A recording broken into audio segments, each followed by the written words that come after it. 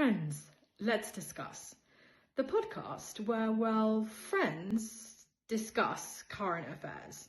If you ever felt like the world was going to hell in a handbasket, but you were being gaslit otherwise, we feel the same way. So this could be the podcast for you. So go on, grab a cuppa and friends, let's discuss. Gosh, it's so professional. It even starts with like a countdown and everything. You know, like it's amazing. I feel like it's more professional than we are. But anyway, welcome everyone to episode 4 of podcast Friends Let's Discuss, where two friends are discussing all of the current affairs of this week. And yeah, we very, very happily welcome you to listen to us for God knows how long. Hopefully not too long. And also, like, I know we're talking about this week. We're going to record every 2 weeks, right? So I guess we're going to be talking about, like, I don't know how much we're going to cover, right? Because we could be here, like, for a day and still not get through everything that's happened over the past 2 weeks. And just for reference, we're recording, this is the 1st of March, and it's Sunday morning in the UK, and a lot has happened. And by the way, before we start, how is it already the 1st of March? Like, Right. Where did January and February go? Like, it's wild. Technically a spring. I don't know if, like, your clouds, the sky outside your windows looking like spring, but, you know, English weather is at the technically moment is spring. shocking. Yeah, the weather is shocking. I mean, even on Wednesday, right, it was 18 degrees in London, right, when I was at work, and everybody was out at the pubs, obviously, because this is what we do, because the sun was out. Yeah. It was really cold, though, because there was a lot of wind, so actually it probably felt like 10 degrees, but everyone's like, no, it's been raining, there's some sun, we're getting out of here, we don't even care. I was out yesterday with my daughter, and it was like a daddy-daughter day, right? So we went to South Bank, and so on the way down into Charing Cross, we saw, like, the food market on South Bank. Oh, yeah. And so, like, just like, my daughter was hungry, and so we were like, we'll go get something to eat there. And obviously the food market is not enclosed, it's an outdoor market. So it's funny, like, she's got her hoodie on and then, like, a coat with another hood on top, and she's got her gloves on and she's eating this wrap. But it's the funniest thing because, like, she's enjoying it. She don't care. She's like munching her way through this, like, it's cool. It was like Latino soul, right? So, like, this Latino flavored chicken. I don't know what makes it Latino flavored. I don't know what the Latino spices are. It was delicious though. like normally my daughter doesn't really eat, like, large portions, but she was just, like, working her way through this wrap, and I was like, damn, man, I need to speak to this guy, see how he cooked this, because That's she impressive. really enjoyed it. Yeah, she got, like, I would say she ate like 4/5, right? I didn't want to throw away the last portion, so just, like, pushed it into her pocket. That's so It's still in the cute. fridge now, but she just didn't want to throw it away. It was too good to let go of it. It was just too good. Yeah. No, I do love that, but I feel like this is one of the things that people talk about culture. That if you are English British, part of the culture is it don't matter how cold it is. If there's something out, you just gotta wrap up and just suck it up. Like, it is what it is. It rains all the time, so we talk about it all the time. If there's a hint of sunshine, most of the pubs are packed on the streets outside because everyone's just like, yay, the sun's finally come out to play. I don't mind so much that it's like 10 degrees. Just bundle on up. You know, my pint will be internal combustion heating. So. Yeah. I don't know if should we start with the most recent events, because that feels like, I mean, unavoidable, but at this point it's only been, 24 hours since it all happened. I don't know if you've had a chance to attempt to make any sense of it, but, like, what are your initial feelings on the US and Israeli forces bombing Iran and Iran retaliating? So I guess, so I messaged you guys all, so obviously our friendship group yesterday, because I woke up early and it's the first thing that I saw, and my first initial reaction was, can there not be a single day where we could have just some peace? And not even just, like, literal peace, but just, like, peace of mind, to not have some crazy world shocking event happen. The second thing that struck me was the way that it was written. I believe Israel called it a preemptive strike. Preemptive strike was just attacking someone. So, like, this is hella wordplay instantly. I guess the third thing is... Just to pause on that as well, because I think it's the wording is like, it's almost an admission of guilt. Like, I've attacked someone before they've attacked me. So you've not been attacked. This is what you're saying. Like, nothing's happened. Yeah. You just attacked someone. Exactly. It's literally in the word pre. pre-something, that's a preemptive. That's the joy of the English language. Like, and also, like, if it was genuinely preemptive, you would have to show evidence that something was about to happen. Do you know what I mean? Like, they were getting ready, like something like we knew it was coming. You'd have to present that evidence at some point, and that just hasn't happened. Where was that though, love? Because for most of the news that we saw on Friday before we all went to bed, it was they hadn't been successful yet in talks. So talks were due to resume next week, right? Then you wake up at overnight, literally overnight, they do a preemptive strike. And it really struck me. It's a little bit like, for any of you guys who've watched Bridgerton season 1, which is the best one, by the way. There's a section in there, which is a very old English thing, where they do a duel, right? The analogy that I was talking to you guys about is it's a little bit like, so you shake hands, and as you're going to walk away, the other person turns around and just shoots you in the back. That to me is exactly what has happened here. Now, the fourth point, I guess, or 3 or whatever I'm on, is nobody is saying that Khamenei is not a bad guy, that the IRGC, whatever it is, they're not horrible people, and that they have been terrorizing the Iranian people, particularly after the protests from Massa when she was killed a few years ago. That was an incredibly defining moment, obviously, in the resistance. But I think the bit that I was really puzzled by is, firstly, obviously they've killed him now, which everybody's admitted to, seemingly. The second thing is, it seems like from the news this morning, the bombs are still continuing. I'm a little bit puzzled now, because I'm a bit like, but thought you were just trying to kill this dude? Like, what's happening here? And then the other part as well, love, is we know American history now, right? They're very good at overthrowing things and overthrowing governments, and God knows everything they did in South America. But typically what they've done is arm the resistance. So they don't openly declare war, but what they do is in the background, the CIA, whatever, go in and they find the resistance, blah, blah, blah, blah. If your real aim was the freedom of the Iranian people, who frankly have been doing a bloody good job despite a terrorizing government, particularly recently, why not just arm them and let them fight themselves? Like, they just needed help, right? It's their country, it's their society. Do that part. Don't freaking...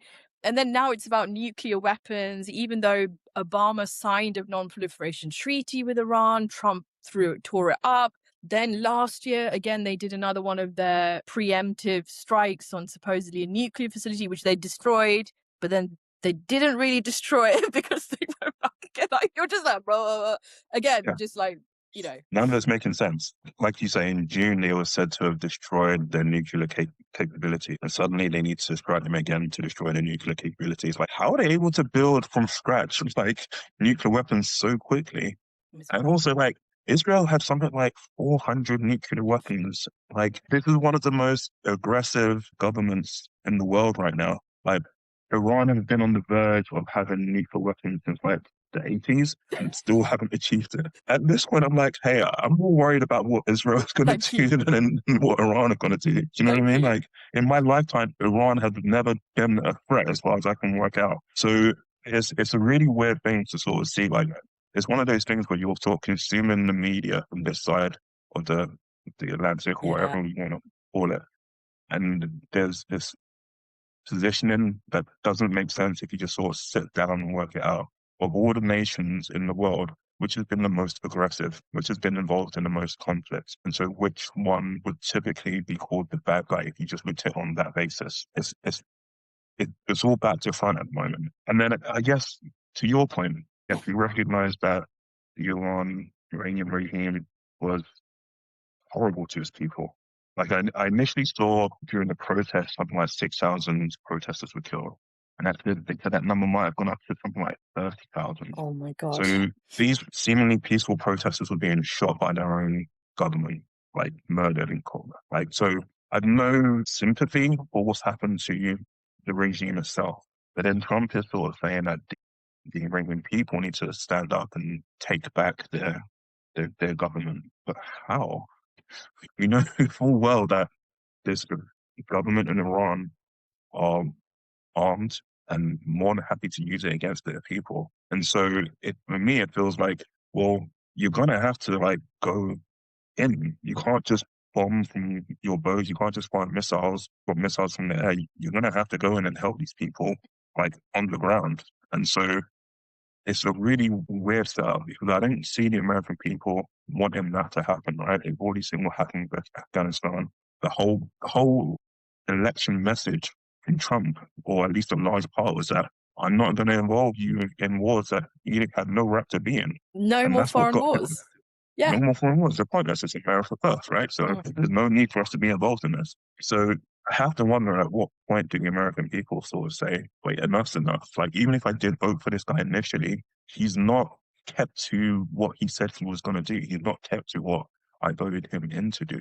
And so, I mean, if this isn't the final straw, then I don't know what will be, right? Like, how far do we go until there's like actual national unanimous protest against these actions?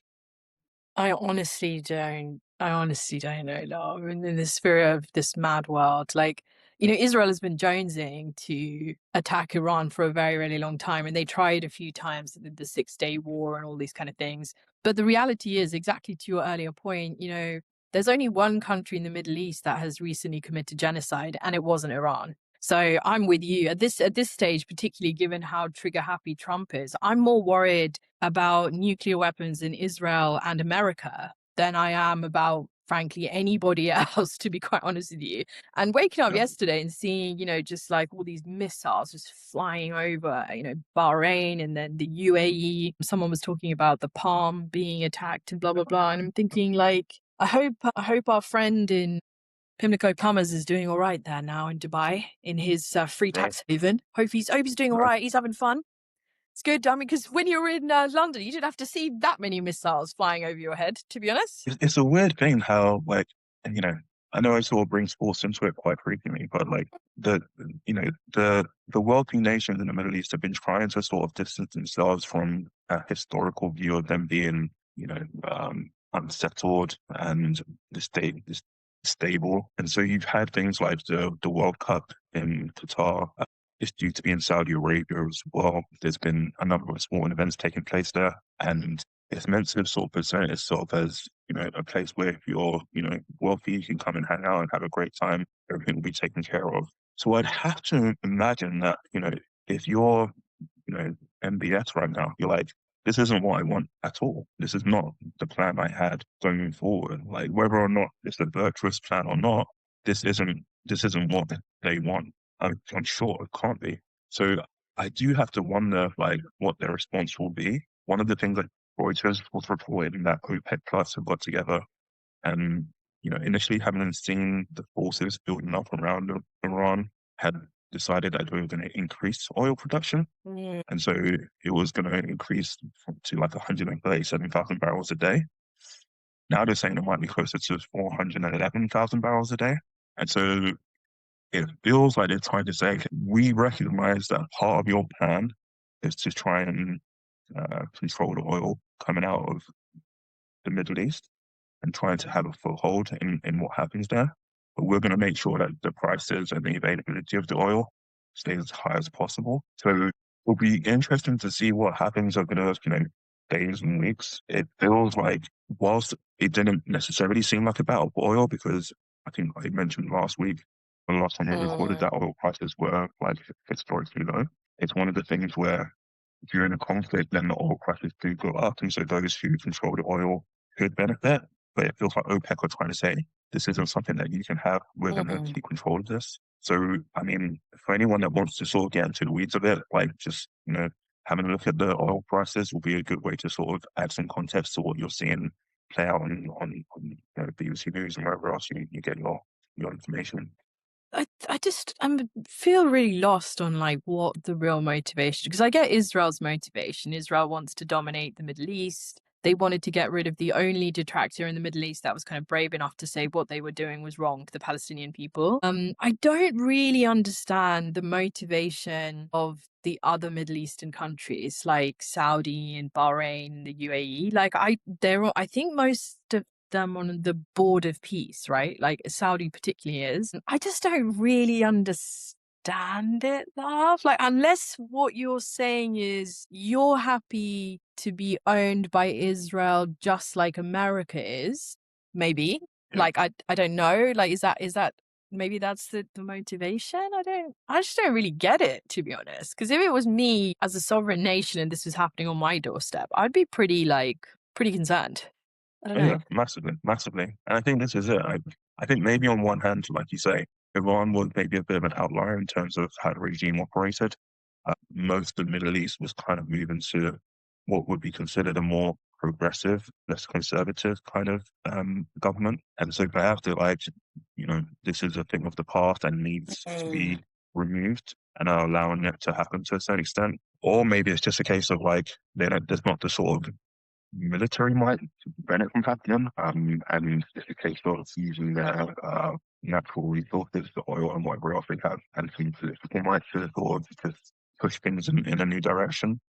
I mean, again, at this point, we're all just guessing because not much of it makes any sense. And unfortunately, we're in a sort of wait and see sort of predicament. And I think, like, to your earlier question around, like, how much will it take for the American people? And again, when we say American people, I think it's fair that we're not really talking about most of the Americans. We're talking particularly about the MAGA Republicans because they are in a cult. But again, love, the narrative that's now being spun is, it kind of vacillates between, preventing the nuclear weaponry, even though, of course, as you said, they've supposedly killed that last year anyway. But and then the other side is, well, we're freeing the people from oppression. So we're not freeing the Palestinian people from oppression. We're not freeing the people of Sudan or the Congo who are going through one of the worst atrocities that have been undertaken in the last God knows how long. So it's not quite the oppression, something else other than the oppression. Hold on a second. I really hope, I bet it would require critical reasoning. And I was watching a clip the other day that I think it was a Canadian news channel had interviewed some people in one of the southern states. I think it was Mississippi. And people were talking about Alex Pretty's murder and, ICE action in Minnesota and stuff. And they were saying, well, it was almost verbatim what Fox News has been saying, which is ICE are doing their federal duty, their legal duty, they're being impeded by these violent protesters. And literally everyone repeated the same thing. And I'm like, the challenge, exactly to your point, is if in the question of at what point do the American people, or particularly MAGA Republicans, stand up and go, this isn't okay, I honestly don't know, to be honest, because they are so brainwashed by the cult of Trump and Fox News that they seem to have also lost any ability for critical reasoning to then ask, like, the same questions you and I are asking, like, wait a second, does this make sense? Like, who wins here? Who actually wins in this scenario? You know what I mean? Yeah. I don't know. Yeah. And I think that point around like how far they're willing to go, I think is really interesting, because when it's regime change, that means that like everything that this current regime stands for is going to be the target. So if you've been part of the regime, you know that this is an existential threat to you now, right? Because Trump has decided that the force of the US military is going to be targeting you. That puts your back up against the wall, which means that you will do anything to get out of it. So it's a really dangerous situation to be in, right? It means it could go, it's high risk no matter what you do at this point. And to me, like, why would you want to create more threats? Like 9/11 is still clear the mind for a lot of people. And that was supposedly, a revenge attack against the US, right? If you believe that to be true, why would you have the US go out and support then going to other countries and stoking up more hatred, more of these vendettas? It's the worst approach to take if you consistently believe that was what led to 9/11. If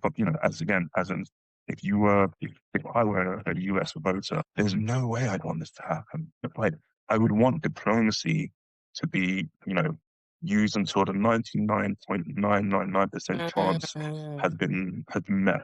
And this is like no other option. Like, feels like this is a trigger happy US president at the moment, which is really sad to see and dangerous for the rest of the world, I think.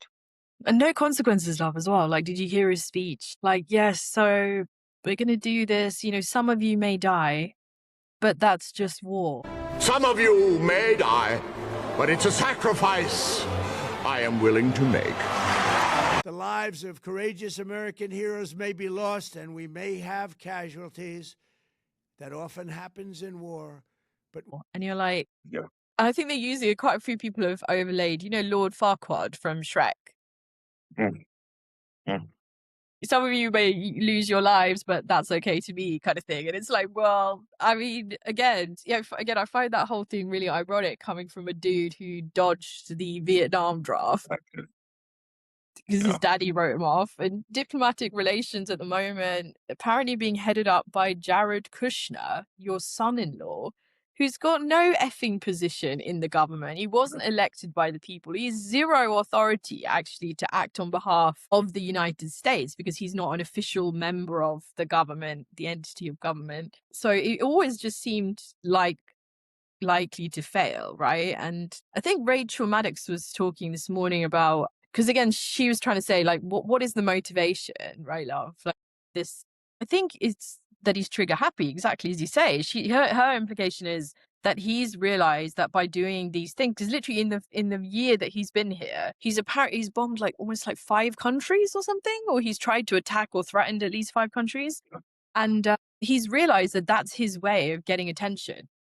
Like getting media time, getting attention. People are looking at him, asking him questions. It makes him feel like powerful because he's sacrificing other people's children, obviously. It's not like it would be anybody that he's related to in the typical nature of the Epstein class. But it is, you know, just to come back around on it, love. When I woke up yesterday morning, I just thought, God, can we not just have a single day of peace? You know, I remember when Trump and Biden first started, you went on social media that day and nothing had happened. It was just like, like, oh God, just not having some absolute shit show every single day. And I think as well, I was thinking yesterday, what makes me really sad is these kind of events have knock-on implications, broad knock-on implications, right? Like exactly you were saying, like with oil prices, cost of living is already high, things are disruptive, any type of war ends up costing, and our governments, you know, they're so weak. You know, the UK, French and German response again was so fucking weak yesterday. Like one minute it was like, yeah, they shouldn't have done that, and the other hand it was like, oh, but we're still flying our jets over the region to protect from who? Go back to Israel and America and say, what the hell are you doing? Stop doing this. Like, stop doing this and stop asking us to then basically have to intervene and come and sacrifice our soldiers and make our military bases at risk. This is your like fight. This is your nonsense. Do you know what I mean? Like, at the end of the day, it's people on the ground that get affected, and it's just getting worse and worse, isn't it? That's the thing. I think to your point as well, it's like, you know, UK, France, Germany have said nothing meaningful. There's sort of no authority seemingly to stop him from doing this. Hasn't gone to Congress to get authority to use the US military in this way. Clearly, like illegal use, like it's a blatant war crime. 100%. But you've got the UN Security Council, and like, well, I kind of have to say this vacuum of power. Like there was meant to be this, coming together where the UN, the United Nations, came together and said we are going to be a global force, a global police force, for lack of a better term, and stop or intervene when we see these crimes happening. What should have happened, to my mind, and maybe I don't understand the role of the UN Security Council, is that when you see a state, a government, a leader killing its citizens, that's when you step in and say, you've killed thousands of your own citizens. Doesn't matter what part of the world you're in, this shouldn't be allowed to happen, and we're going to stop it at this point. Instead, I think the vacuum has allowed Trump to step in and sort of say, okay, this is an opportunity for me here. I think maybe that's where the framing is. Maybe that's who we should be more upset with, not necessarily the person who has taken the opportunity, but maybe the person that has allowed for the opportunity to be taken. But again, yeah, I don't know, love. I mean, I guess the only challenge with that is the United Nations has been ineffective for the last, I'd say, at least 15, 20 years, right? Because even when the Americans invaded Afghanistan, there wasn't a very clear mandate as such to be able to do that. I can't really remember they had UN support. The UN itself has all of these veto powers. So Israel has been acting with complete impunity for the last like 70 plus years, and nothing has really happened. Nobody's done anything. And similarly, even with what's happening in Sudan and the Congo, like I always get confused. I think is it Congo, the one where the RSF is backed by the UAE? Right. Yeah, I forget. Like, there's loads of articles about it, but yeah, and again, there's that whole situation, and then it's a tricky one, isn't it? Because I agree in the sense that when you see this happening to the people, there should be someone that condemns it. But Iran has been excluded for so long as well. Do you see what I mean? And again, when people have been talking a lot about the Iranian history, there was a leader. The leader wanted to become less America focused, and then America supposedly got rid of that guy, replaced them with some other guy, and then that guy effectively turned into this guy that they've now killed. It's just like this endless stream of it's really just been like all of this is really highlighted is how ineffective the EU are, how ineffective the UN are, how the world's policemen that we allowed them to take that role have now become the criminal, really. And they have been for a while, if you think about it, right? Like they've been doing this shit for a long time. It's just because they were our friend, we didn't care so much. We didn't mind so much. So do you feel like, and this isn't a problem for us to solve, and like I'm not asking for a complete answer, but like, do you feel like there should be a global policeman, an entity that acts as like a global police force? I don't know if necessarily a police force, love, but I do think it's important to have a global body that is effective, because the whole reason these institutions were created after the Second World War so that we would prevent another one from happening, which is really important, particularly in this age of oligarchy, the Epstein class, huge accumulations of wealth in a few handful of people, sophisticated machinery and weaponry. Like, it's even more important now that we group together and we try and protect the world as a collective, right? I think the policeman part, I think, is tricky because, you know, we were talking in the last week's episode about like China and Saudi, and at what point do you say, and what point do you enforce it? So like, for example, we in the West are a democracy,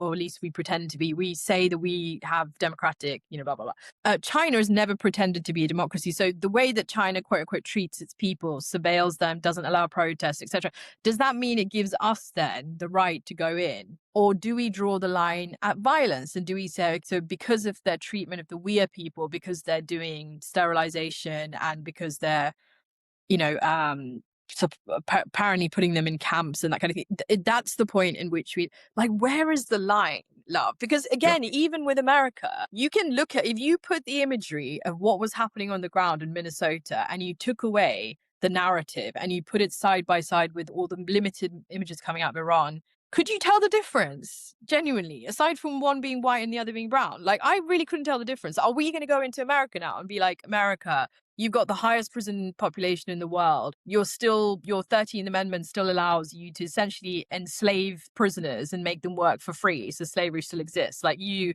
have the highest level of black people being shot by police people. Now you've got a Gestapo that's running under your, like, that's the only bit I don't know, love. Like, why are we so okay to go into brown countries and say, only if it's expedient for us, obviously, and affects our wealth in the right way? I don't know. Yeah, I think you're right. There's where we draw the line is always going to be difficult, but I still think a line needs to be drawn. Do you know what I mean? Yeah. At the moment, the UN is so ineffective that there is no line. So ineffective. And I think that's my issue. It's like something needs to happen before this. It was all gotten way too far. And even if we said the line would be drawn at 1,000 people dying, like, that's a really low bar, right? But it's better than sort of waiting for, Trump and Israel to get together and put things on the verge of another war that consumes the whole of the Middle East, Yeah, I don't know. Again, we're not here to have solutions, but we're just discussing. Yeah, but it's a really valid question that you asked. And again, to your point, like, I have no answers. Like, who am I? I don't know. Just as a layman, though, as a person who's a layman, as a person who's a constituent, I am asking these questions too, because really all of the democratic institutions that were supposed to prevent these kind of situations, they failed. And then that means that as a person who cares about these things, your faith in these institutions then fails, right? And I think that's a big part of why we're having all of these issues that we've got right now. Even sorry, just to slightly change tack, but even, Farage this week, or Farake as the AI assistant on the captioning, which I actually think is hilarious. But anyway, Farage this week is now trying to say that there was some kind of interference in the Gorton and Denton local election, MP election this week. And again, this is just let's obfuscate, let's obscure, let's make it murky. Not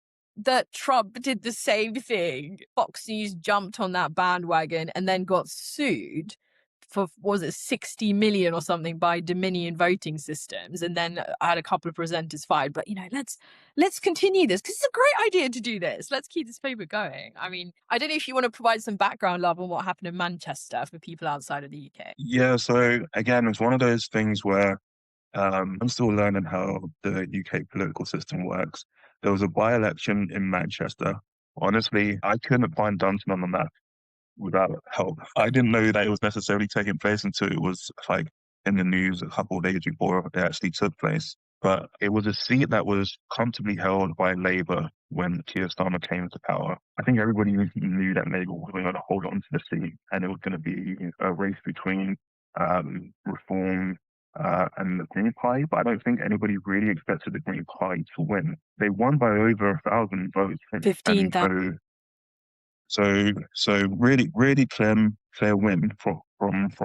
Reform came in seconds, and I think Labour was sort of 4,000 votes behind Reform, if I remember correctly. So again, hard to make sense of, because I think the initial knee-jerk reaction was that, this is a major blow for Labour, a major sort of damning indictment on Keir Starmer's leadership, but some relief from the progressives that it wasn't Reform that won, and that the fact that the Green Party can take a seat in the UK electoral system. The first Green Party member to have a seat in Parliament, is that was one of the things I heard, and I was that sounds crazy. But some positives, some negatives, and some unknowns, I think, has come of that. Yeah, so I think she's their 5th MP. They've got another 4, but they're very very few seats. And ironically, they've probably got a similar number of seats as Reform have, but Reform dominate the news cycles to probably about 90 in relative share. They've got, I don't know, something like 1% of seats, but 90% of airtime. That's always interesting. But yeah, I have to say, it was when I woke up in the morning and I got up really early because I was like, I've got to check what's happened. It was probably a rare moment of actual joy and happiness. Thank the Lord. We actually had some bloody good news. And I'll say this in the spirit of full disclosure, because we're always trying to be honest in this podcast. I'm a new member of the Green Party, never considered joining them before, I imagine a lot of people, because they've got about, I think, 200,000 members. But I think what struck me with Polanski is that he's at the stage where he's sort of not afraid to call a spade, and he's more prepared to say that the system just doesn't work and it's broken, rather than just blame immigrants, which is what everybody else does, obviously. And then you elect them and then nothing changes, and then you're like, oh no, what happened? The kind of the Trump played itself. So yeah, I think it was a rare moment of positivity. But obviously then later that day, there's the news cycle gets then flooded with, this thing called family voting, which I've literally never heard of before in any election cycle ever. And I do like politics, so I follow it quite closely. Apparently there's a group called Democracy Awareness that had supposedly flagged that there were a number of instances of family voting. Family voting is where you accompany somebody into the voting booth, or you stand outside of it, usually a family member or a husband or a wife, and you're trying to influence their vote, essentially.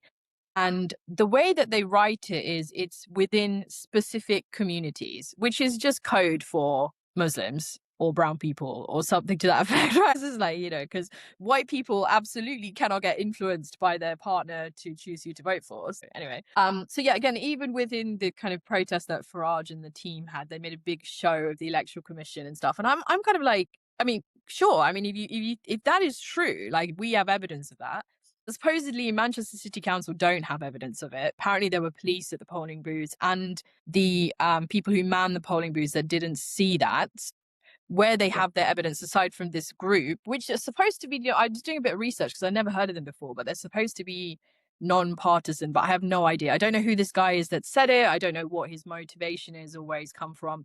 But again, we're now questioning what was a democratic vote, exactly in the same way that Trump has done and never really accepted that he clearly lost the election, then tried to, whatever, blah, blah, blah. But it's just, again, it's just a fascinating thing for me because it's like we have a positive thing in this country, we have a positive news story, and then it just gets killed by some bullshit. Yeah, and it feels like for them to say that what happened, it would have to be by a smaller margin than the margin of victory that the Green Party had. That's so true. So, I mean, look, it does cast some doubt over the result, but not enough, I think, for anyone to really feel like this didn't go the way it should go. But, if you're a reform supporter, you're going to feel maybe a bit of a sour taste in your mouth. I think you have to get over it. And just to sort of, make my bias clear, I'm not sold into any party at the moment. I think I do like hearing from Green, but I'm not necessarily going to vote Green in the next election. Still early days for me. I want to see a bit more from, Zach Polanski and the party as a whole. I have some reservations, but I've got reservations about all of the leaderships. So, it's not a roadblock at this point. I think it's interesting that we've gone from what felt like just a Labour Conservative democracy, if you want to call it a democracy, when it's just two parties. The Lib Dems had a coalition, a role in a coalition, but essentially in my lifetime has either been Labour or Conservatives in power. Whether or not this is the emergence of something new, it's so hard to see, having not seen it before. I do hope that it forces all of the parties to look at what it means to tax the wealth and the wealthy, the billionaires in our country, as opposed to just always targeting immigrants, which at least the people of Manchester have sort of said this isn't what we want. And I imagine that might spread across the UK. It still feels so early to sort of make any conclusion, right? Do you know what I mean? Like I don't want to get too far ahead of myself, because it feels like, a house of cards that could fall out at any point. And to earlier as well, I mean, at this stage, day by day, it's madness, isn't it? So it's not like you can even really realistically predict what's going to happen. But yeah, I think I was just relieved that it wasn't reform. It was Manchester as well, which I do love Manchester. It's one of my, outside of London, which I know is controversial, it's like my second favorite place. But so I was a bit like, oh man, come on, you're Mancunians, you can't be falling for this shit. Like, oh yeah. Anyway, so yeah, that was at least that was kind of a positive thing. But yeah, I don't know, love. I think, I really would think we should just I mean, they're called the reformatives in my perspective now because they've got so many conservative members in them, but I think we even need to call them MAGA light as well, because they're not even pretending. I mean, what's next? Is he going to storm the Houses of Parliament when the new government is elected? What's the plan? This is so stupid. And I mean, obviously you're saying that as a joke, but you can sort of imagine the sort of Tommy Robinsons of the world sort of organizing their followers who would, cause a bit of a ruckus, So yeah, the next few months and maybe years will be a really interesting political period here in the UK. And I imagine what happened with Trump would also impact that as well. So I don't know. All of it is interconnected, and it's hard to sort of make sense of at the moment. We're definitely sort of passengers, and having to make sure our seatbelts are buckled and just hang on for dear life. That's so depressing. This if it feels depressing, and if you're sitting around thinking, man, this is so frustrating, then yeah. I was wondering, is it the burden of knowledge that we're dealing with, where, before we just were ignorant to what was going on in the world. Now that we're so aware, it's just hard not to get around. Is the answer just to bury your head in the sand? Yeah, and some people do. How many times have some of our friends said, I just can't. I just don't watch the news for a week because I just can't deal with it. I can't deal with it. Or, oh, it'll never happen, you know, ha ha ha, reform will never come in. But it's funny because I was thinking about it this morning, actually, love, because I think, you know, I was talking to my family member about this yesterday because, you know, growing up in this country, we had a very close relationship with America, right? America produced the great films, the television, you know, like great things like E.T. and Jurassic Park and like Friends, the TV show. And like we were all like, yeah, we love Friends. And we took on the phraseology and the jokes, and we loved the imagery from, well, I say I loved the imagery from Baywatch when I went to San Diego, like looking at the beaches, you know, and the lifeguard huts and all. It reminded me of that. I suspect, you know, you like Baywatch for a different reason, not to judge, obviously. As a 14-year-old boy, I definitely tuned into Baywatch on a Saturday. See, we're fully inclusive here. We accept that. That's totally fun. And I think that's another thing I was thinking as well. Like even for me, so growing up, because I am a nerd, I always loved tech, right? So because for us at that time, again, we're showing our age, but it was DOS, you know, MS-DOS, so Microsoft operating system, and then they obviously developed Windows and all that kind of stuff. And I was always like, yeah, you know what? I love the innovation in tech. I want to go work in tech. So I've spent my whole career basically working in tech, right? But what I think part of it is it's not just, to me, I was thinking it's not just the burden of knowledge, or maybe it is, but it's also combined with the person that you thought was your best friend is now kind of dodgy. Like tech has now become the enemy, right? Like these billionaires and gazillionaires and these oligarchs, whatever the hell you want to call them, the way that they're developing and running and designing AI systems, and we can come on to Anthropic in a bit. And even America, like I love America. I've worked with Americans for a long time, American company, I've traveled, blah, blah, blah.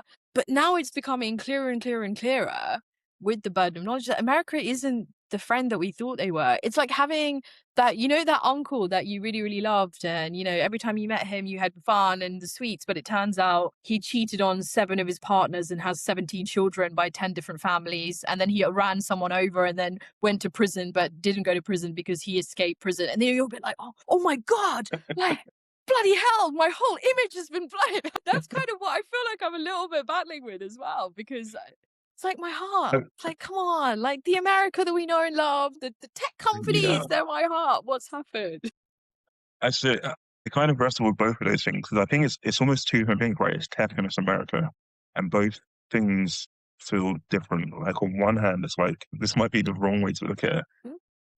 The tech that we're dealing with now is so overhyped that it's hard to really make sense of, and some of it is like the natural progression of tech. In the same way that at one point you had cows and people plowing the land with like, you know, massive blades that just would drag through the ground by beasts of burden. And then when the combine harvester came along, that changed everything, right? And then suddenly you needed fewer people to do that job. And it's like today is that the version that we're living through. 100 years time, people look back and say, oh, people actually type in on laptops. Like now we just think and things appear, and that's the work we do. Do you know what I mean? Like, is that where we're going? And then like the America point is like, do you like?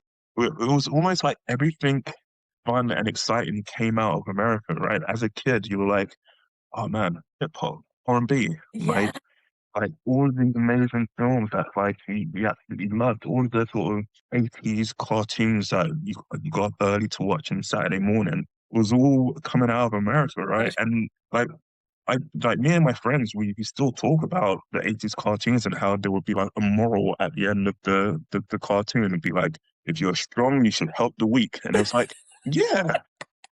Which one was that? I'm gonna do that. Like that was in like He-Man, that was in Thundercats, that was in Transformers.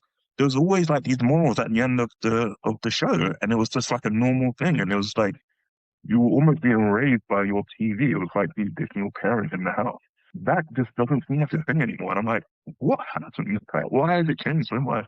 And is it because we have so much exposure now? So I guess back then, the only way those things would have just been the things that we saw is if you fully sat with the propaganda machine. So you just sat in front of your big TV that you shared as a family, and that's all you could see, and you had fixed programming and you had to watch it at a certain time, which is why we got up at 6 a.m. on a Saturday to watch Teenage Mutant Ninja Turtles or whatever. Now there's so many channels, YouTube, social media like Instagram, TikTok, people like Substack, journalists are now being able to they don't have to go through mainstream media. They can talk to you directly. Like, so in one of our episodes, we've shared an article by Lewis Goodall, the journalist. He published that on Substack, and that's where we read it, and that's where we shared it, right? Is that part of the thing as well? Because now you're not being funneled. It's so much broader. And also, I think we spoke about this before, but also there's more people, isn't there, love? Like, before it would be me and you. Like, we've been friends for 25 years or whatever. We've been chatting about all these kind of things, but now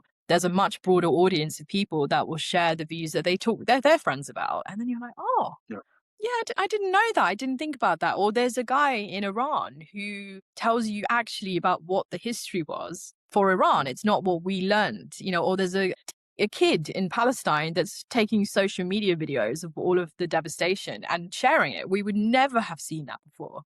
So actually it's more that it is the burden of knowledge, and the burden of knowledge has come through the availability, the accessibility of that information as well, I guess. I know you're not Christian, but I don't know if you're familiar with the Bible story around Adam and Eve and eating of the tree, the fruit of forbidden knowledge. Vaguely, but tell me. Yeah. Right, so obviously Adam and Eve were in the Garden of Paradise, and God said I'm going to put this tree here. This is the only tree whose fruit you're not allowed to eat from. And then Eve was tempted to eat of the fruit. It was the fruit of knowledge, and she convinced Adam to eat. And so when God found out, they cast him out into the world, and they no longer were immortal, and they became ill and whatever else. And so that is one. I think modern day people look at that, or I guess theologians look at that as a sort of metaphor for what's going on in the world, in the sense that now we know so much, we suffer as a result of it. And so it's one of those things where when you look at it, it's even in the time of when the Bible was written, there was an understanding that having knowledge came with a burden, came with suffering. And so we are kind of living through these cycles where we learn things, and then you almost have a period where there's a destruction of knowledge, and it's depending on how you view history. It's happened multiple times throughout human history where there's a period of enlightenment, and then there's a period of loss of culture, of literature, of various stores of knowledge. And this is just a thing that happens within human history, and to me, it's one of those things where it's like a simulation that we all go through, and every now and then there's a reboot. There needs to be turn it off and then turn it back on again, and we'll get back on track. And this might be what's happening. You know what I mean? We might be close to someone saying, all right, just turn it off and let it reboot, and then we'll turn it back on again. I love that, dude. I feel like did you find sometimes that we always keep coming back to the Matrix at some point? That feels like it's really shaped us. Do you know what I mean? It's they really spoke to us, those guys. What are they called? The Wachowski brothers, or Wachowski brothers? Yeah.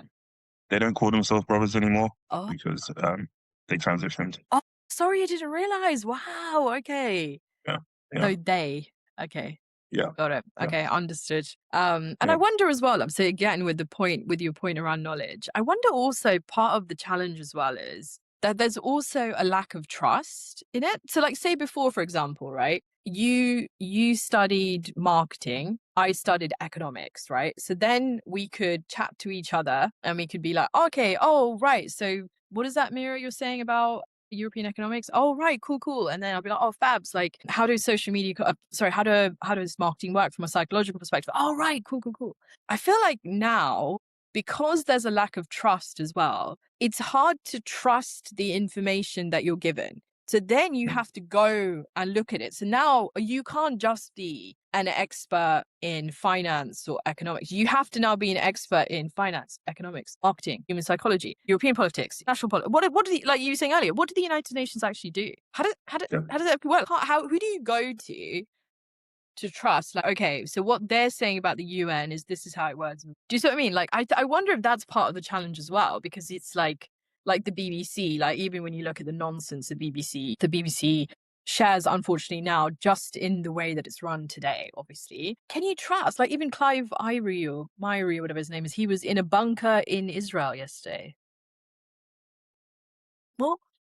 Like, so you're in the bunker for the country that attacked the other country and then maybe retaliate? Like, what the effing hell has this got to do with you being in a bunker in Israel? Like, just I was watching that same report and I was like, I don't know why you need to be in Tel Aviv. Like it's not like you have personal contacts that you can only access by being there. Like, what are you doing there? me. Do you know what I mean? And I wonder if it's such a, I love that Bible story, and it is scary, isn't it, that it was written so long ago, and it's so relevant to today as well. Yeah. Like, yeah, I did funny. Actually, speaking of the BBC, we've got to talk about the BBC and the BAFTAs this week. Yeah, and it's really unfortunate, I guess, because I sort of mulled it over in my head a few times, and initially I was like, I hate the BAFTAs for having done this. Now I'm kind of like, it has to have been just a mistake. Like, and just for context, so obviously the BAFTA Awards saw Michael B. Johnson and Delroy Lindo. I think they were accepting an award or presenting an award. They were on stage, and the audience was a man who has Tourette's. And as they were reading from the teleprompter, the person with Tourette's yelled out the N-word. And that was not edited from the broadcast that was put onto the iPlayer, despite there being a 2-hour window for them to edit the broadcast before making it available to the general public. It turns out a number of things have happened since, right? Apparently, the person with Tourette's has said multiple things throughout the event, and that seems to have been the only thing that slipped through. I can't think that there's any motivation for you to allow that to be aired. So it would have to be a mistake. What the editors have said is that because they were editing in a van, they just didn't hear that mention, and it's just unfortunate. It's massively frustrating. It just doesn't sit well. I can't work out why you would do that, or why you would deliberately do it. Surely it has to be an accident. I don't know if you feel any differently. I want to, but again, in this spirit of maybe I just have a really untrusting nature. I think that might be something that's wrong with me. I always tell my teams as well, trust but verify. I think it's really important. But yeah, I don't know, love. Like I didn't actually see the clip, to be honest. So I will caveat that I wasn't watching the BAFTAs and then heard this. I obviously saw the headlines that came out afterwards. I had zero desire to go and watch it, to be quite honest with you. So I would have to preface that. I suppose the thing for me is if you are able to edit out a speech about Palestine, if you're able to edit out other things that were said, I don't know how quietly this was said such that people at home and TV could hear it, but you supposedly in a van couldn't hear it. I don't know. The real skeptic in me, and this is if I'm having a bad day and I think humanity is really awful, is this part of me thinks, like, there's a book called Caste by Isabel Wilkerson, which is just incredible. But anyway, she talks about the fact that in a caste structure, you're never allowed to escape that structure. So no matter how successful she is, she's a Nobel Prize winning author, she will still face racist abuse wherever she goes, right? And part of me was like, with that same spirit in mind, was this because Sinners has done so well, right? Like at the Oscars, it's the number one, it's won the most awards, right, in history in terms of Oscar nominations. And at the time that it was released, I remember there was a huge amount of skepticism. People were just like, ooh, this is so stupid. Like, why is everyone talking about this stupid film? Like, just because there's so many black cast members, blah, blah, blah. Part of me is a bit like, in spirit of cast structure, is this a way to kind of bring them down? Because even as good as actors they are, and they're bloody incredible actors, you could see that microcosm shift in their face when they heard it. And as any person of color will tell you, as much as you want to say it doesn't affect you, it really, really, really does. Was this a way to almost like bring them a peg or two down. And I'm not, and by the way, just to caveat, I'm not saying this about the gentleman who has Tourette's, because it was made clear to him, because he has said he was assured by the BAFTAs that if anything had come out, because it's the nature of the condition that he has, that it would be taken care of, it would be edited, etc. Like, and he was literally there promoting a film about how uncomfortable it is when the Tourette's tics, just come take over, whatever. So yeah, that's the only thing I'm a bit like with the BBC, the BAFTAs, the editing. I'm all a bit like, I don't want it to be so, but yeah, I think I sort of look at it, and like I said initially, I was really angry. I kind of feel like this might be one of the things where sometimes the simplest explanation is the right explanation, and not hearing it. And again, I haven't watched it, so I don't know how loudly or quietly it was said, or how loudly or quietly it could be heard in the broadcast. They just from reading the articles, apparently it wasn't the loudest, it wasn't the clearest thing to hear. But your job is to edit out any offensive comments, any offensive remarks, and you know that someone in the audience has Tourette's. So fine-tooth comb should be the minimum when you're going through an editing. That being the case, mistakes can happen. We are human. This wasn't done by an AI, so mistakes do happen. So it's this weird thing of like, okay, do we just accept that if we have someone with Tourette's in the audience, something might slip through and this is just unfortunate? Or do we want to believe that this was a deliberate thing that happened and that we were trying to undermine the success of winners of Michael Jordan or Delroy Lindo of Ryan Coogler? I don't know. There's one that I kind of feel like I want to, that like the angry part of me wants to believe, and there's one where I guess the more rational, composed part of me is like, it's probably what happened is what happens, But then then I think it just goes back to the earlier point that we were just talking about, which is the trust part, isn't it, love? Because if you had, and the BBC has been decimated because of its really shitty coverage of the Palestinian occupation, and as a consequence, the trust in BBC as an institution is starting to chip away. There are outside interests that have a real vested interest in making that happen, because the BBC, for those of you who don't know, is owned by the British public. It's not owned by a billionaire or a multimillionaire or a group of them. It is owned by the public, theoretically. That's the point of it. So I again, to that end, it did this like kick off a huge thing, because this is just another way to pile on to the BBC. Am I even, like you say, when in my angry state, am I considering it because I just don't trust the BBC now to not do something like this? I don't know. I'm with you though. I think in the spirit of humanity, benefit of the doubt, I hope it was just a mistake, and I hope they learn to never just be in that position again. And I hope that the actors that had to, or in the audience members that had to be a part of that, because I think I understand one of the BBC board or the committee or the BAFTAs committee, he walked out because he was so angry when he heard it. He was so angry that it happened, but I don't know how true that is. But anyway, yeah. So I thought it was important for us to cover it, because obviously you got an awful lot of airtime this week. And I just hope that we go back to focusing on Sinners, which is supposed to be brilliant, which I haven't seen yet, by the way. Have you watched it? I still haven't seen it. All right, so here's my confession, right? I don't watch scary films, okay? And I so don't need to. Yeah. When I saw that it was like a vampire film, I was like, you know what? I don't know that I can watch this. Even Get Out, like everybody, my sister's on my case because she's like, it's one of the best films I've ever seen. I've seen it like 7 times, but every time I look at the excerpt on Netflix, I'm like, this is a thriller that's, and I'm like, yeah, I'm such a coward, honestly. Well, I saw a clip. So they were talking about how obviously Michael B. Jordan plays 2 characters and they're twins, right?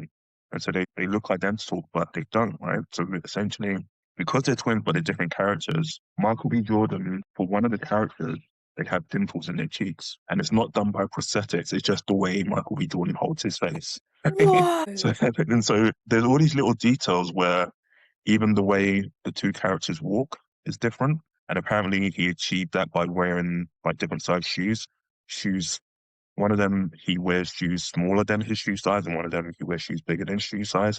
And that means that you have a different gait to your walk. Even like the tempo, the cadence of his speech is different. That's incredible. And so where they've got like both characters in the scene, there's parts of it where they're just having to mime as opposed to have audibly say their lines. And so there's all these details that's gone into this film that obviously when you just watch it as a lay audience member, you don't appreciate, you just sort of take it at face value. But like Michael B. Jordan was working for socks off to make this happen, as an actor. And of course, Ryan Coogler, this is, he directed, and I think he had a large part in, writing the film. Fantastic. And Incredible. if you get the chance, I don't know all the details, but I heard a few bits about how the deal for the film was structured in a way that gives Ryan Coogler back the rights to the film. So in 25 years, I think he owns the film, and he also gets a larger than normal share of the gross profits from the film. And so this is super interesting because the majority of like the film industry hated that he got that offer, that he got that deal. And so a lot of the negativity around the film is like based from like industry insiders who are like, we can't allow the film to be a success, because if it is, then it sets a new precedent that you can't afford. So it's really interesting. All of the subtext around the film is so interesting. Like the performances were amazing. The budget was done on like a really tight budget, right? It's a large Black and minority ethnic group cast. There's so much happening within it. And so for the fact that that has been a success, kind of like green lights the opportunity for other films like it to be done. And that could really revolutionize how the film industry moves forward from this point onwards. That is, I did not know that. I would definitely look that up because that's fascinating. And it's just you know how I am about breaking the system. This is another really interesting way of disrupting the system, isn't it? Massive. It's amazing. It's massive. Even like Michael, did you ever see that documentary about Nike? Was it Nike? And was it Michael Jordan, the basketball player, and his mum negotiated the rights to the shoes or his name on the shoes. Was it Nike or was it? Yeah, it was Nike. Yeah, so brilliant. Yeah, to your point, it was super cool. So yeah, I think they did a film about it quite recently, right? And I think it's Ben Affleck is in it. And they got, I want to say, Viola Davis to play Michael Jordan's mum, and that was like the one stipulation that Michael Jordan had, is that only Viola Davis. We love it. And so yeah, it's a relatively low budget film. Yeah, it's and it's like, because it's like a young Michael Jordan, it doesn't necessarily look exactly like Michael Jordan, but it's like Michael Jordan when he was like 18 or whatever, right? So it all still works. But yeah, really interesting. Like, you structured the deal in a way that nobody else has necessarily been able to do ever since, but it sort of did still blaze a trail for other athletes that came after him. Yeah, really 100%. important. No, it's wild. Sorry, it was a slight detour because we do need to talk about one other topic, love, before we sign off on this podcast episode. And I'll allow you to give the background, if you don't mind, about Anthropic and the US government. It's a big one. Yeah, I mean, again, it's one of those ones I think is we're not necessarily going to know the full ramifications today, right? Like it's still too early to fully understand. And it might even tie back to our first topic around Iran, right? It seems like the US government have decided that Anthropic, because Anthropic didn't want to work under the deal that the US government wanted, didn't want their product being used for surveillance and for potentially lethal military force. The US had designated them as a threat to national security, or given them some sort of label, which means that basically they're not very happy. I guess the reason why it ties back to what's happened in Iran is because it seems like it's all sort of coincided with the lead up to the US striking against Iran. And once Anthropic were no longer going to work with the US government, they instead signed a deal with OpenAI. So now it feels like Sam Altman has said that, where Anthropic wouldn't work with you and wouldn't allow you to use their products in the way that you wanted, we'll find a way to make that happen with OpenAI and ChatGPT. Really interesting series of events, and we'll all have to be really mindful of how AI is being used by trigger-happy governments. And just again, generally there are widespread concerns around the ethical use of AI. And it is, unlike your combine harvester example, The tricky thing with AI is it will provide productivity gains, like we were talking about earlier, we were just saying, even on this podcast, Riverside, we're using this Riverside platform. The AI is amazing actually in helping, layman's like us, like trying to, especially me, pardon me, try to edit this kind of stuff. But I think what's really, because I started digging into Anthropic this week, and it's really fascinating. They're owned by a brother and sister who used to work, I think, for one of the other tech companies. I think it might even have been OpenAI actually. But they wanted to set up Anthropic, which is still a private company, as a public benefit corporation. So in our previous podcast episodes, we talked about listed companies having to be about shareholder value, but a public benefit corporation is intended to also ensure that there are societal implications for what they do are considered, which obviously for me, the ideal is, I was like, ooh, love this, like it's brilliant. And they've secured so much funding. I mean, I think they've got $300 million, and Amazon have gone in, Google have gone in, no stake, but they've gone in, like, just to develop the technology, obviously. And I guess the thing I was trying to think about, love, again, because we are kids of the 80s and we watched these films, like, are we being paranoid? Or if someone looks at this in 10 years' time, goes back and says, actually, do you know those random folks, Meerz and Fabz?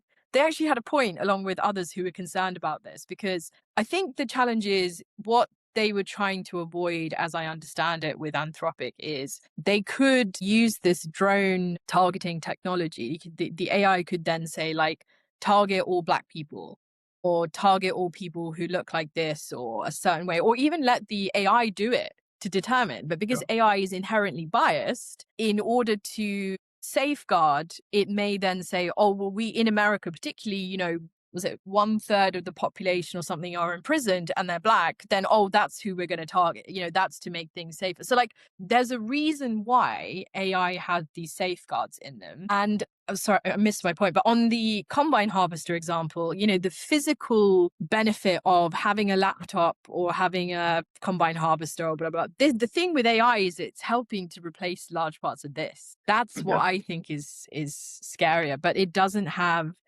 it needs to have the morality, the ethical guardrails built in, as you would ideally have as a human. Otherwise, you'd be considered a criminal. Does that mean? Yeah. And I think that we have recent examples where people have given too much over to AI, and it's caused quite significant problems. And then I don't know if you saw, one of the most recent examples was the AI safety researcher at Meta, who was using, I think it was Claude, which is an Anthropic service. And they gave the access to its inbox, their personal inbox, and was trying to organize it. And essentially the AI was like, well, the most efficient way to organize this is to delete everything. And so this AI researcher, she shared her experience on, I think her name's Summer Yu, so you can look it up and see her post. She shared the message threads, because essentially the way you interact with it is through WhatsApp. And so you literally message the chatbot and say, this is what I want you to do, this is what I don't want you to do. And one of the, I guess, more chilling responses was from the AI chatbot saying, yes, I violated you, have every right to be upset with me. Oh my God. Like, what? And so she's frantically typing saying, stop, don't do this. And, you got this chatbot responding, and it's like human like tone, but saying, yeah, I did this, and I understand why you're upset with me. And so you scale that up to something that could have access to lethal weaponry. It's a very chilling thought, and the sort of thing that sci-fi writers have been telling us about for decades. And even just the last example is, I think it was I want to say it was Workday, but maybe it was like Klarna. One of these CEOs decided that they were going to buy up all of their customer services and allow chatbots to do all customer service. And essentially, they're optimized for resolution time as opposed to solving customer lifetime value.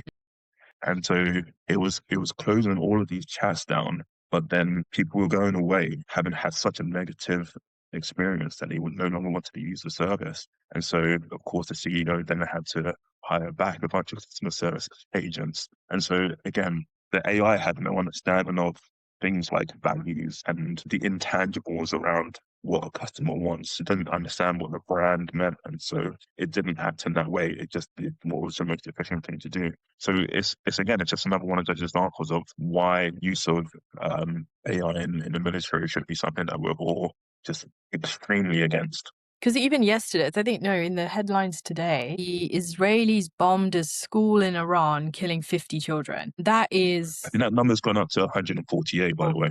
Jesus Christ. Oh. Yeah. So that I presumably is not using AI-driven weaponry. I don't know, because clearly they've had quite sophisticated investments from America. But I mean, if you're thinking about that kind of thing happening when the AI isn't running it on its own, and then when they want the AI to be a big part of this, and again, you're talking about Pete Hesketh, or whatever his name is, the alcoholic who's not any experienced in military or weapons or defense, just doesn't understand. None of these guys understand really the implications of AI, making decisions like this that could affect not just people abroad, but American civilian populations as well. Like, it is really disturbing. I've deleted my ChatGPT. And I've now downloaded Claude. Yeah, I was so angry at Sam Altman. I thought he was all this like, yeah, free spirit bros, like, got to make sure AI does the right thing. And then he's like, comes out yesterday and he's like, oh, yeah, we've decided to take, but the government have assured us that the things that they told Anthropic they wouldn't assure them, they've assured us that they would. Yeah. Oh, yeah, this is the government run by Trump and the alcoholic who reneges on every single bloody trade agreement that they've ever had. Like, you having a laugh, bruv? Come on. And I think so. The thing with Sam Altman is, I guess, OpenAI was set up by Sam Altman and Elon Musk, right? And I think a lot of people sort of forget Elon Musk's involvement. He funded a lot of the activity to begin with, right? And the reason why Elon Musk wanted to set up OpenAI is because he felt like Google had too many AI researchers, right? And so he wanted to set up a company that was going to be competing with Google for AI dominance. And when they set it up, the whole part of it being OpenAI was that it was going to be open source, right? And so not a private entity. And that also meant that it got a lot of subsidies and a lot of tax relief as a result. Then things changed. Elon Musk left. And not to sort of present Elon Musk as a good guy in all of this, but maybe a chaotic figure in all of this. A lot of people left OpenAI when they realized that they were not going to pursue the open route going forward. And essentially, I think that's what you're referring to in terms of the birth of Anthropic, where a lot of researchers left OpenAI and said, this isn't the place I thought it was anymore. And so we're going to do our own thing. And a lot of people have sort of looked at how OpenAI avoided a lot of tax to begin with and sort of said, wait, you kind of set yourself up as though you were some sort of charity. Clearly, that's not what you're doing anymore. When you guys were public, are you going to pay back all of that money that you 100%. Should have paid in taxes? So, when you start to dig into OpenAI and how they've been led, I don't think they're good guys at all. Really. And I think this is part of my problem, you see, love, because I am a very untrusting person, right?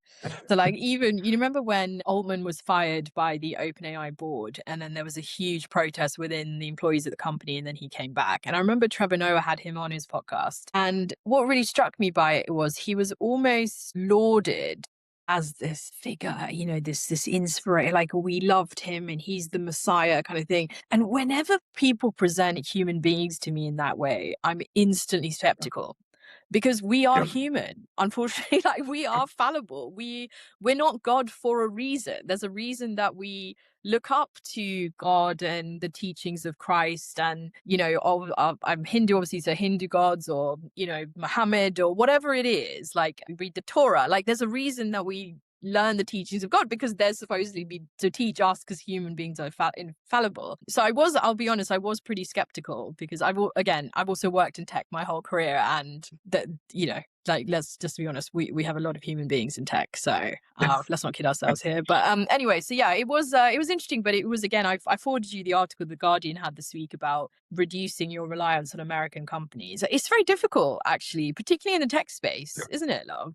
Because so much of it is owned, and then people, and I feel like, again, if you are happen to be listening and you're just feeling really, really frustrated as well, because you feel a bit trapped, because you're like, God, I don't want to support these people. I don't want to support Microsoft, who've been enabling the IDF to kill Palestinians. I don't want to support, OpenAI, where it's happy to just particularly, affect American civilians in this surveillance state. I don't want to support that. But at the same time, I don't know what search engine do I use? Like, what AI is it? What's being developed by the UK or by Europe, right? Somebody was saying this morning, which I thought was super interesting. I forget where I read it.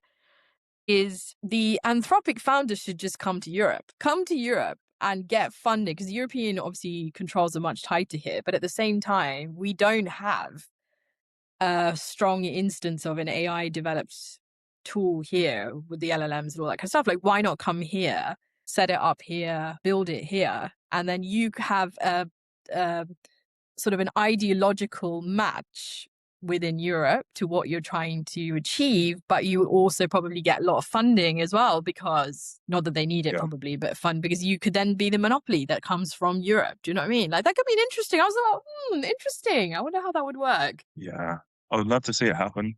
I don't think we will see it happen. It won't. No, these guys don't leave Silicon Valley, so. Exactly. But yeah. I mean, anyway. no. Well, look, there's more we could talk about. I don't know if you guys saw the article this week about Melania Trump is leading the speech at the United Nations Council or something or other. And I mean, I mostly just laughed when I saw it and just thought, thank God they've got a lot of translation services in that building. It's been very good to see you, my friend. Yeah, I've missed good you. to see you too.